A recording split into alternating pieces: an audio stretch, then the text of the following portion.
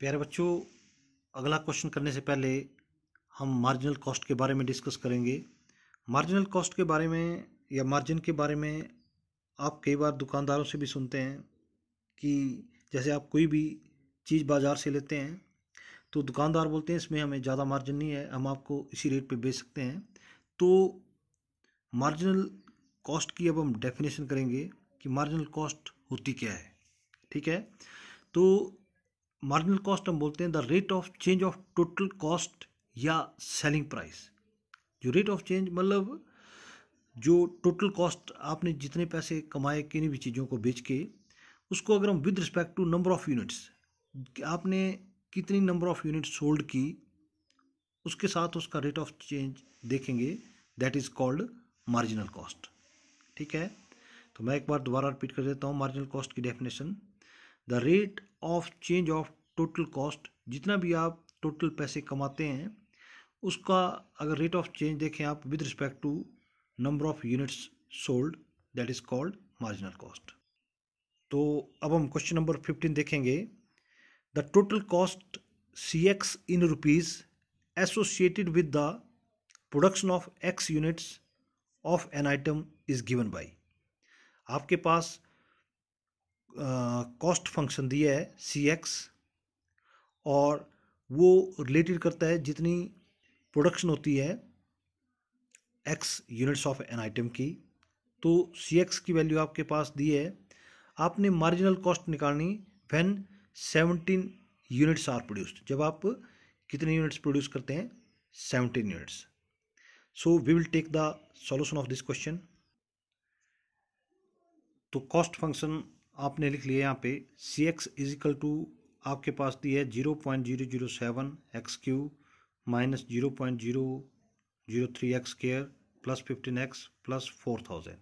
इसको हमने इक्वेशन 1 लिख लिया।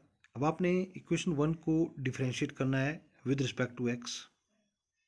तो जब आपने इक्वेशन 1 को डिफरेंशिएट किया विद रिस्पेक्ट टू x, तो dc अपॉन dx आपके पास 0.07 कांस्टेंट है, ये डेरिवेटिव से बाहर आ गया। x³ का डेरिवेटिव आपके पास 3x² माइनस 0.03 इंटू x² का डेरिवेटिव आपके पास 2x आ जाएगा, प्लस 15 इंटू x की वैल्यू आपके पास 1 आ जाएगी, तो 1 लिखने की जरूरत नहीं है, और 4000 का डेरिवेटिव 0।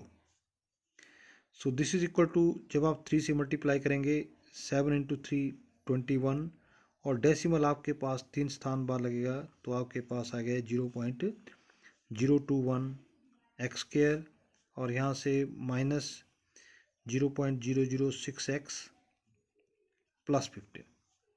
तो इसको आपने लिख लिया इक्वेशन नंबर 2। तो आपसे पूछा गया मार्जिनल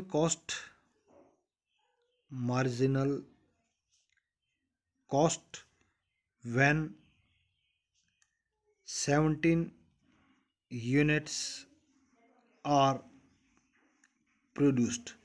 जब आप 17 यूनिट प्रोड्यूस करते हैं तो मार्जिनल कॉस्ट को हमने पहले बताया था कि rate of change of total cost with respect to units produced. तो यूनिट प्रोड्यूस्ड आपके पास x हैं, तो dc अपॉन dx की वैल्यू निकालेंगे आप when x is equal to 17।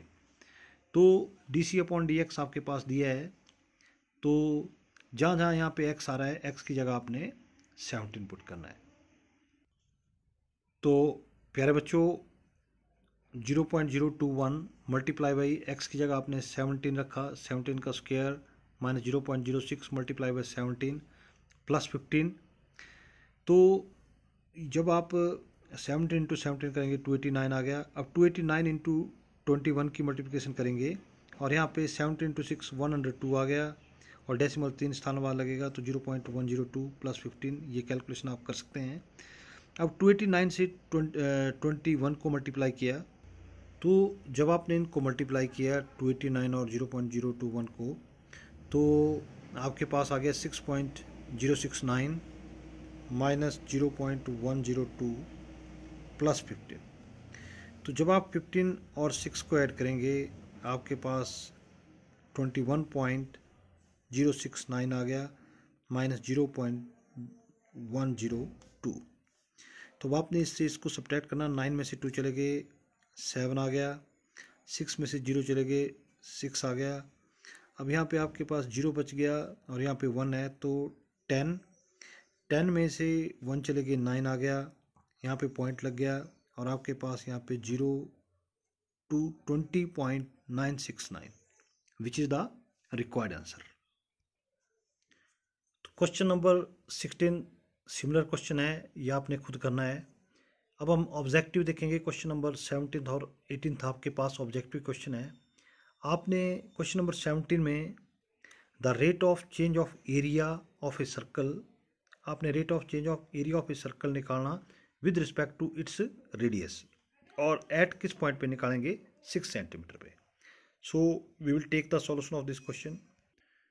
तो जैसा कि बच्चों आप जानते हैं कि a is equal to pi r square होता है, तो जब अब आपको rate of change of area चाहिए with respect to its radius, तो आपने dA अपॉन dr निकालना है। ठीक है, पाई कांस्टेंट है, आर स्क्वायर का derivative with respect to r आपके पास 2 पाई r आ गया, और क्वेश्चन में आपके पास r की वैल्यू 6 दी है, तो यहाँ पे आपने पाई इंटू 2 इंटू आर की जगह 6 पुट कर दिया, तो आपके पास आंसर आ गया 12 pi. So our option is B. ठीक है, rate of change of area with respect to radius आपके पास आ गया 12 पाई, जब आपके पास आर इज इक्वल टू 6 है। तो प्यारे बच्चों आपके पास ऑप्शन आ गई इसकी बी। अब हम क्वेश्चन नंबर 17 देखेंगे। क्वेश्चन नंबर 17 में आपके पास total revenue in rupees received from the sale of x units of a product is given by. X units of product आपके पास दिए हैं। ठीक है, आर एक्स से आपके पास रेवेन्यू फंक्शन दिया है, तो आपने मार्जिनल रेवेन्यू निकालना when X is equal to 15। तो आपको पता है जब भी आपने मार्जिनल रेवेन्यू या मार्जिनल कॉस्ट निकालनी है, जो भी फंक्शन दिया है उसको आपने टोटल कितनी यूनिट्स प्रोड्यूस की उसका डिफरेंशिएशन जो है उसके विद रिस्पेक्ट टू लेंगे। तो यहाँ पे आपने D r upon d x निकालना है। तो आपके पास आर एक्स दिया है 3x square plus 36x plus 5, तो यहाँ से आपने D r upon d x निकालना है। D r upon d x आपके पास आ गया 3x स्क्वायर का आ गया 6x प्लस 36 और कांस्टेंट टर्म का डेरिवेटिव 0, तो 0 लिखने की ज़रूरत नहीं है। तो आपको d r upon d x चाहिए when x is equal to 15।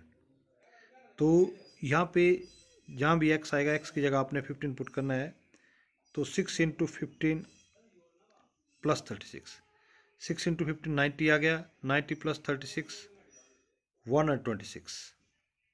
तो आपके पास जो सही ऑप्शन है वो आपके पास आ गई ऑप्शन डी। तो ऑप्शन इज डी, और डी ऑप्शन आपके पास है 126। So which is the required answer. तो आई होप आपको सभी क्वेश्चन 6.1 के समझ आ गए होंगे। अगर किसी भी तरह की प्रॉब्लम है तो आप मेरे से डिस्कस कर सकते हैं। Thank you.